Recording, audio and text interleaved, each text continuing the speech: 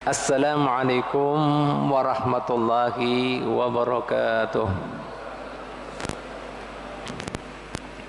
Hadirin hadirat sekalian rahmati Allah subhanahu wa ta'ala, kita lanjutkan pengajian kita. Kita sudah membahas pengajian yang lalu tentang proses penciptaan manusia di dalam perut ibu, yang mana 40 hari pertama masih berupa nutfah, air mani. 40 hari kedua bercampur air mani tadi dengan sel telur menjadi alaqah. Alaqah, segumpal darah. Nah, saat kemudian sudah bercampur dengan segumpal darah tadi, disebutkan, diriwayatkan bahwanya saat itu juga ditaburkan seorang malaikat yang berkata Allah dengan tanah di tempat tanah sang hamba tadi akan meninggal. Ya. Makanya dalam agama Islam tidak diperkenankan seseorang memindahkan jenazahnya di tempat dia meninggal, karena sejatinya di situ saripatinya dia dulu diciptakan. Nah, jadi adonannya di situ. Terus kemudian 40 hari ketiga, ya kenanya 4 bulan, itu berupa mudghatan, segumpal daging, artinya sudah berupa janin. Nah, saat sudah berupa menjadi janin, di situ Allah Subhanahu wa taala mengutus lagi seorang malaikat untuk meniupkan ruhnya, diberi kehidupan sudah. Nah, saat itu juga ditentukan takdirnya, baik itu rezekinya, ya, kerja apa dia, banyak sedikitnya, nah di mana, ya. Yang kedua ajalnya, tua kah, muda kah, nah, sakitnya seperti apa nanti meninggalnya, ya. Yang ketiga amalannya, perbuatannya orang ini. Bahkan yang keempat, dia nanti menutup kehidupannya termasuk orang yang beruntung atau yang tidak beruntung, husnul khotimah atau su'ul khotimah. Nah, apa yang pian ambil bisa dari sini, Bu, Pak? Nah, jadi orang Islam itu enggak usah takut dalam menghadapi hidup, karena sudah ketika 4 bulan itu sudah ada semua ketentuan Allah. Nah, apa hikmahnya orang percaya takdir? Ya. Yang pertama, orang yang percaya takdir itu dia apabila mendapatkan sesuatu, dia tidak terbuai kalau dapat kenikmatan. Karena apa? Dia melihatnya itu adalah anugerah Allah, nggak sombong.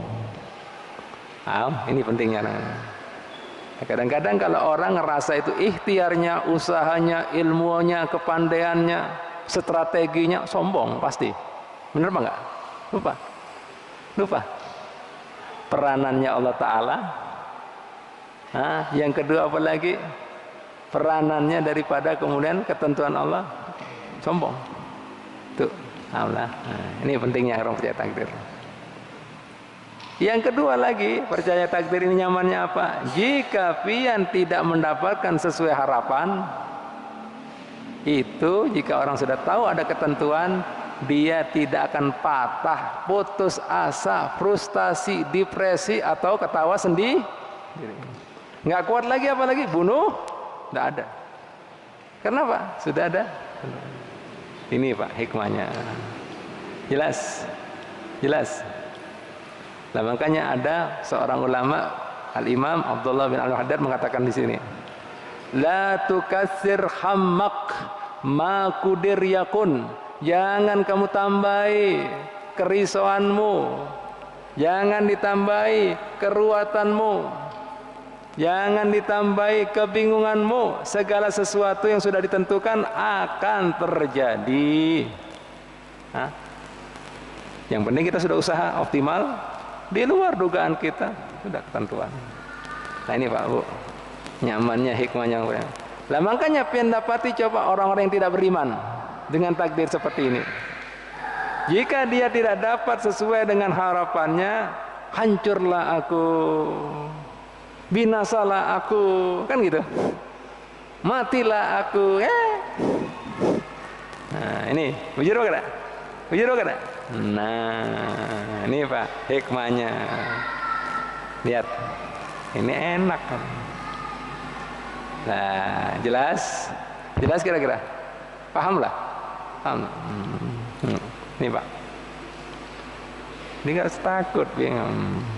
Nah, kemudian yang kedua lagi, bukan berarti pian kemudian percaya takdir ini jadi seorang yang fatalistis. Tahu fatalistis?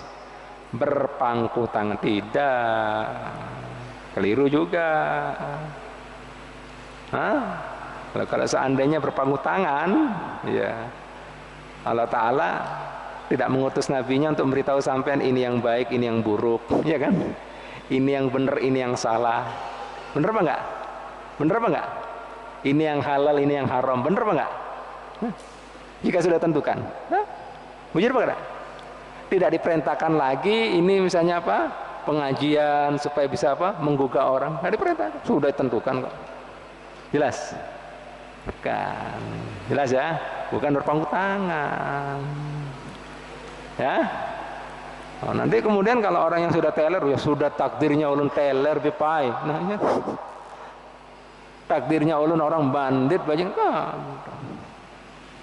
Ada. Jelas? Jelas? Jelas? Paham bah? Paham lah? Ini hikmahnya. Bukan. Ah? Nah, ini bukan patung tangan. Nah, ini bukan. Artinya ya yang selanjutnya dengan kemudian ada rahasia takdir sini tadi sudah kita singgung lah, supaya pian tidak terbuai juga dengan amalan pian yang rasa-rasanya banyak amal solehnya, banyak kebajikannya. Karena apa? Amalan itu tidak dilihat wayahininya tapi penutupannya. Jelas? Amalan itu tidak dilihat awal-awalnya tapi apa? Penutupannya. Supaya berarti tidak terbuai, enggak sombong. Nah, makanya Nabi memberikan contoh ya, supaya orang-orang enggak terbuai dengan amalannya. Ada salah seorang di antara kalian amalannya hibak daripada amal soleh. Semua gaweannya penghuni surga digawai. Artinya taat ibadah. Sampai Nabi mengatakan hingga dia dengan surga tinggal satu langkahnya. Akan tetapi kekuatan kehendak Allah Ta'ala lain. Gimana? Ketika kemudian di akhir hidupnya orang ini menggawai perbuatannya penghuni neraka, akhirnya ditutup dengan gaweannya penghuni neraka, sehingga kada jadi masuk surga, masuk neraka. Misalnya mabuk, bunuh orang kan, mati. Loh, kayak apa? Nah, ini. Jadi supaya kita jangan bangga dulu yang terbuai. Itu anugerah Allah Ta'ala. Dan kalau Allah Ta'ala lihat yang akhirannya. Jelas ya? Paham ya? Nah. Nabi memberikan contoh lagi kebalikannya. Ada juga salah seorang di antara kalian amalannya semua amalan penghuni neraka, artinya maksiat, dosa, haram. Sampai dia dengan neraka juga tinggal satu langkahnya. Akan tetapi kekuatan Allah Ta'ala menentukan dia orang baik. Gimana? Pas di akhir hidupnya orang ini menyesal, merasa sedih, minta ampun maaf, taubat, dalam keadaan itu dia meninggal. Artinya apa? Jangan putus asa. Jelas? Jelas? Rahmatnya Allah Ta'ala itu luas. Ya. Karena kalau orang mengandalkan tadi ikhtiarnya itu frustasi, putus asa. Kalau dalam kenikmatan, lupa dia, nggak tahu tapi rahasianya Allah Ta'ala. Bener apa enggak? Paham lah? Paham enggak ini? Nah, ini Pak. Tuh, jelas? Nah, ini. Maka tutup seperti itu. Ya. Nah, ini sudah kita bahas ya minggu lalu. Nah, ini wajah ini ada kisah-kisah nyata. Dua kisah nyata berkaitan dengan kemudian kekuatan ketentuan Allah. Lah Bu, Pak Habib sudah jelaskan minggu lalu. Lah oleh karena itu jika pian mau mengadakan selamatan bini pian atau putri pian betianan itu yang bujur, yang benar, yaitu ketika 4 bulan. Karena saat itu akan mau ditiup ruhnya. Jasad sudah jadi, janinnya ditiup ruh. Dan ditentukan ini 4 perkara ini.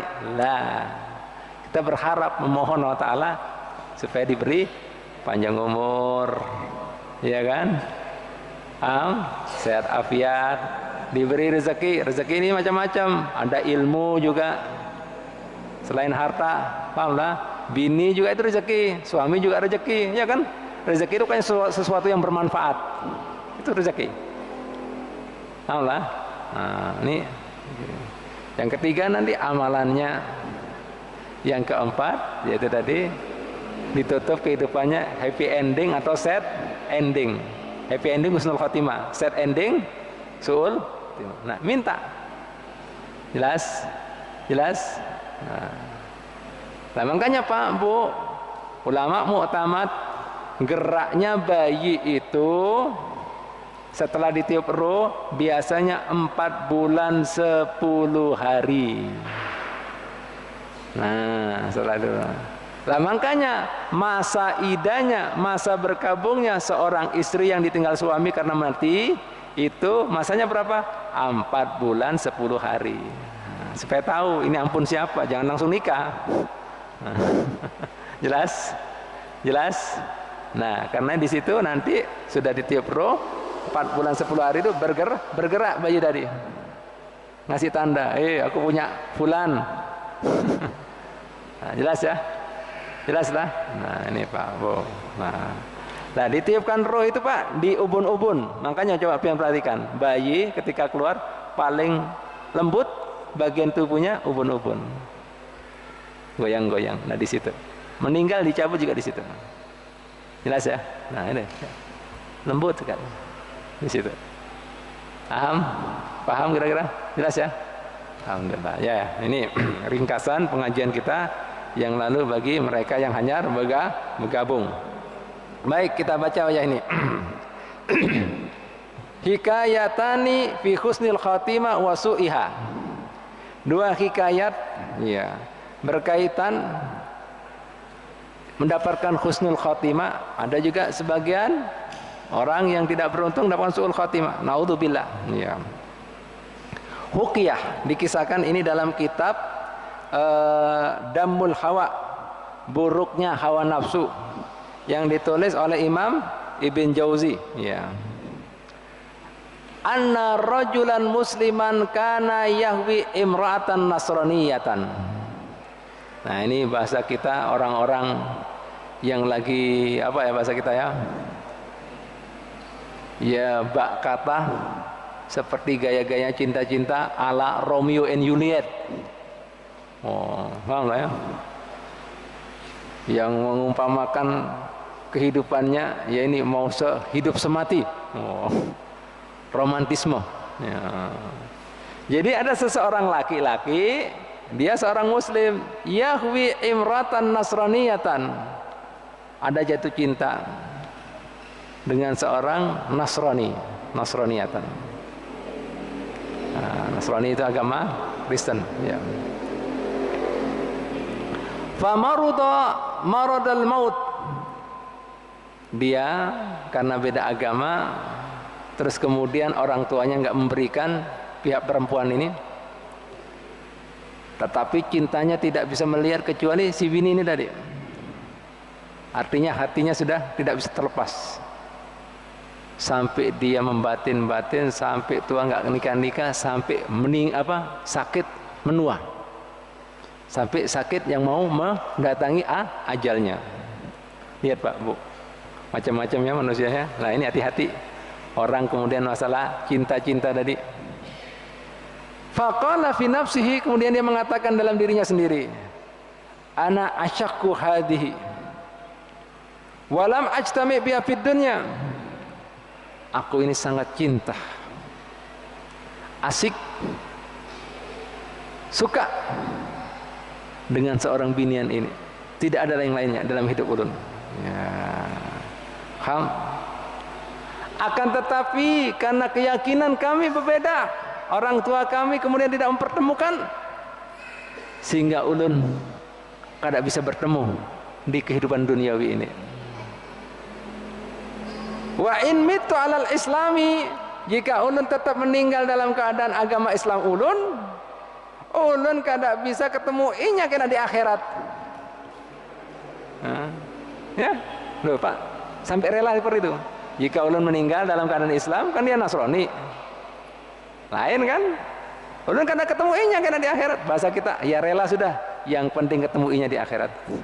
Meskipun di mana itu, naudzubillah, tahulah, meskipun di neraka ke apa. Dia saya mengatakan seperti itu. Akhirnya gimana Pak, Bu? Dia kemudian berubah di sakit-sakitnya yang sudah kritis, mau meninggal, masuk Nasrani. Dan meninggal dalam keadaan sebagai seorang Nasrani. Ya Allah. Nah ini Pak, Bu, hati-hati.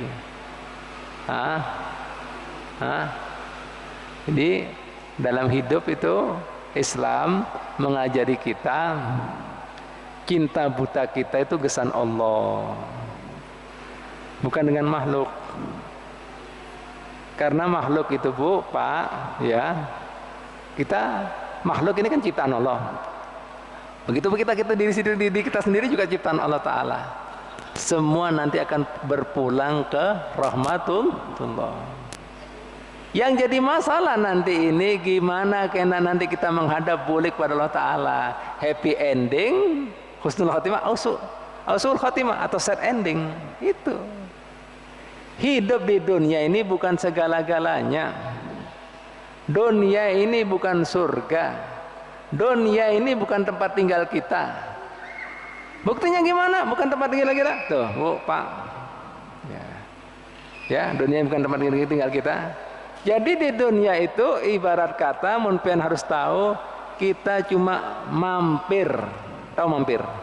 Mampir guring, mampir minum, mampir makan, mampir nikah. Mampir. Karena apa? Bakal ditinggal. Jelas Pak enggak? Jelas Pak enggak? Jelas Pak enggak? Jelas Pak enggak? Paham Pak enggak?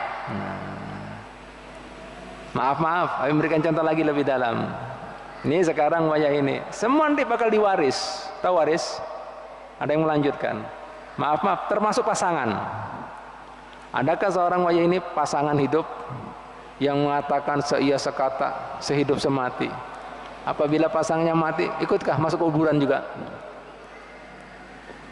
Bahkan apa? Yang dulunya maaf ya, disayang, dicinta, akhirnya diwaris lawan kawannya, sahabatnya, kawin. Tragis, mana?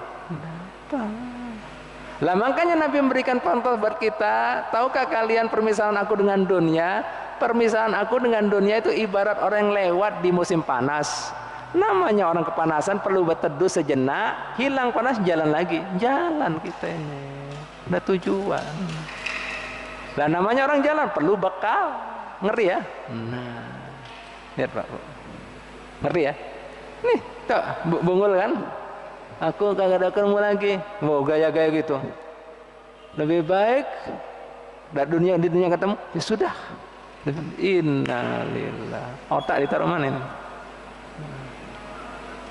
Kebalikannya ini Bu, Pak, si bini, nih bini. Nah, bini juga karena tercegah daripada keluarga juga, keluarga si laki kadang mau juga memberikan anaknya si lakian ini, kecuali si bini tadi keluarganya melepaskan jadi muslimah.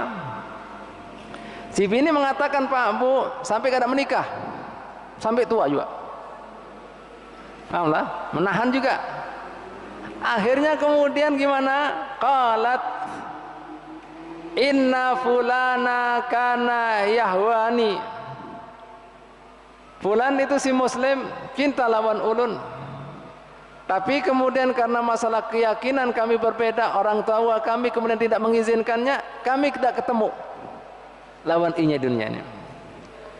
Wa asa in mutu ala nasraniyah, jika ulun meninggal tetap dalam keadaan Nasrani, ulun kada ketemu inya di akhirat karena dia muslim, kada ketemu dia di surga.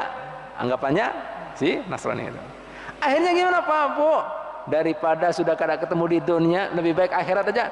Dia berubah menjadi seorang muslimah. Nah, Allah, takutan kena nggak ketemu? Aji kebalik nih. Nih gara-gara cinta. Nah, kan cinta itu buta. Nah, orang buta itu bahaya Pak. Nah, nih, nah kembali. La ilaha illallah. Tragis ya. Yang itu tragis, yang si laki ini happy ending. Ini Pak, hati-hati ya, hati-hati. Ini makanya kita itu Pak dalam Islam dianjurkan semuanya itu selalu mengingat Allah Ta'ala. Karena apa? Hati manusia ini gampang berubah. Nih, hati dalam bahasa Arab disebut kolbun. Kenapa disebut kolbun? Li'annau yataqallabu. Dia gampang berubah. Dan yang kedua, manusia di dalam hatinya ada syahwat, ada keinginan, ada kemauan yang kuat. Bahasa kita Bu, Pak, cuma bedanya kita dengan makhluk yang namanya hewan, kita diberi akal sehingga bisa milah-milah. Itu aja. Paham ya? Rasanya juga kuat, nafsunya ada. Paham? Jelas? Lah, ini Bu, Pak, kembali lagi. Jika kemudian itu tadi syahwat tadi, terus kemudian ditambah lagi perasaan tadi, kemudian apa? Ada syahwat, dan ada kemudian tadi apa lagi? Astagfirullahaladzim, apa? Katakan, ada syahwat ya, dan kemudian ada kemudian apa lagi?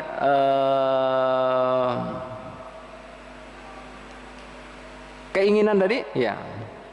Jika pian kada kemudian kendalikan, lah kita saat itu bisa kemudian tidak bisa memilah-milah, ya, tidak bisa memilah-milah.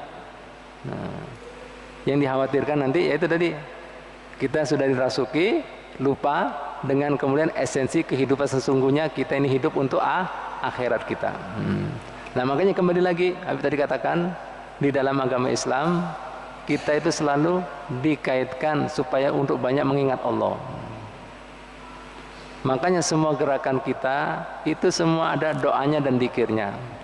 Pakai baju ada dikirnya, lepas baju ada dikirnya, hendak goreng ada dikirnya, bangun goreng ada dikirnya, masuk rumah ada dikirnya, keluar rumah ada dikirnya. Jelas? Semuanya alhasil. Nah, karena hati itu gampang berubah, hati ada nafsunya, lah supaya tidak memangsa kita, dikaitkan semuanya untuk mengingat Allah. Bahkan dalam hari-hari dalam agama Islam, kalau pian melihat sesuatu yang menakjubkan, disunahkan mengucapkan subhanallah. Ya kan? Jika kemudian pian melihat sesuatu yang pian nggak mampu, masya Allah, itu kehendak Allah. Semua ada dikirnya. Jelas? Lah itu tujuannya apa? Supaya pian tadi tidak dikuasai oleh syahwat nafsu. Yang kedua, hati yang gampang berubah itu selalu ingat. Paham? Nah ini Pak, pentingnya kita. Nah, kalau orang nggak punya dzikir, nggak mengingat, bawa sudah, nggak sadar sudah. Nah makanya dalam agama Islam, sesuatu yang kemudian melupakan, ini permainan ke apa, itu hukumnya makruh. Atau sesuatu yang buang-buang waktu kita, itu makruh. Apalagi sampai melupakan, makanya hal-hal yang memabukkan hukumnya haram. Nah itu, karena memicu apa? Memicu hati ini semakin lupa, memicu hati ini semakin kuat syahwatnya dan nafsunya. Jelas ya? Nah ini Pak. Lah kisah yang kedua Bu, Pak, sebagai pelengkap. anna rajulan dakhala biladar Rumi. Ada seorang laki muslim masuk di negeri Rum. Rum itu Itali, Romawi. Ya. Fara'a jariyatan. Kemudian Sidin melihat seorang binian bangsa Romawi sana. Faftutina, tergoda dengan kemudian kecantikan si binian ini. Nah, ini ya, fakhodabaha, berusaha dia karena kemudian tidak bisa melepaskan pandangannya, tidak bisa menghilangkan bayangannya dengan binian ini sampai dia gelisah tidak bisa goreng. Nah, hati-hati. Nah, ini sampai dia memberanikan diri mendekati dan hendak melamar sang bini ini, minta lawan kuitannya. Ya, fa'abau, maka kemudian orang tuanya menolak untuk mengawinkan si laki yang muslim ini dengan putrinya, dengan syarat orang tuanya mengatakan hatta yatanassara, sampai kamu masuk kepada agama kami. Nah, subhanallah, tidak berpikir panjang. Nah, ini bahayanya nafsu syahwat. Fa'ajabum ila dzalik, kami terima, tidak masalah. La ilaha illallah Muhammadur Rasulullah. Lihat Pak Bu, hati manusia gara-gara syahwat nafsu. Akhirnya gimana? Orang tua ini tadi, karena kemudian si laki mau sudah, fa'akhdaru lahul kisisin, didatangannya rahib pendeta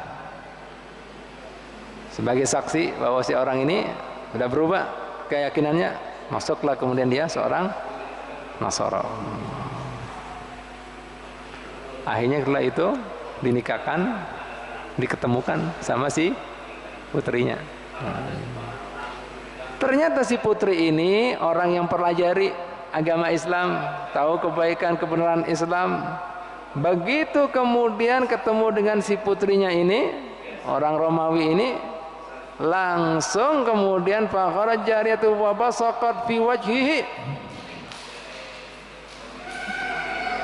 diomeli, dimamai, dicaci maki ini si laki. Bahkan kemudian, ampun maaf, si bini ini karena sudah tahu kebaikan, kebenaran, keagungan, kemuliaan agama Islam, diludahi muhanya. Ludahi. Waihak, bunggulnya nyawa. Hah? Bodohnya nyawa ini. Hah? Apa lagi? Gilanya nyawa ini. Iya. Tarakta dinal haq, ikam tinggalkan agama yang suci, yang benar, yang baik, li syahwatin, karena syahwat. Fa kaifa la atruku ana dinul batil, bagaimana aku tidak meninggalkan agama yang batil seperti ini, yang mengatakan Tuhan itu tiga. Lalu gimana tiga dalam satu? Hah? Bahasa kita Pak Bu, ini logika kita batil ini. Ada anak, ada bapak, ada Roh Kudus. Siapa yang lebih berkuasa? Mohon seandainya Tuhan kemudian ada kemudian anak, berarti perlu istri, perlu apa lagi? Perlu anak. Apa bedanya dengan makhluk? Dia bilang gitu. Paham? Berarti Tuhan berarti kada mandiri. Masih perlu apa? Dengan makhluk. Ini agama apa? Sementara agama ikam mengesahkan Tuhan, bahkan kemudian mensekutukan Tuhan, dosa yang paling besar, suci. Tuhannya tidak dibayangkan. Bujuk-bujuk satu, tidak bergantung dengan makhluknya. Ini. Mau seandainya ada bapak, ada anak, siapa yang kuasa? Bapak ke anak? Apa Roh Kudus? Dia ngejak logika. Apa ini? Hanya karena kemudian nafsu seperti ini kau ninggalkan agama yang benar, ini agama yang batil. Aku tinggalkan agama yang batil ini lina imil abadi, untuk mendapatkan kenikmatan yang abadi, yang hakiki, selama-lamanya, tidak ada akhirannya. Nih, aku tinggalkan agamaku. Kok ikam kemudian masuk kepada agama yang batil seperti ini? Si laki ini, Bu, Pak, dipandai seperti itu sok takajud. Nah, sudah habis-habisan masa kita. Kada tahan, bahasa kita apa, jantung lah, diludahi sudah mamanya kayak gitu, pegang dadanya kadang pek jatuh mati.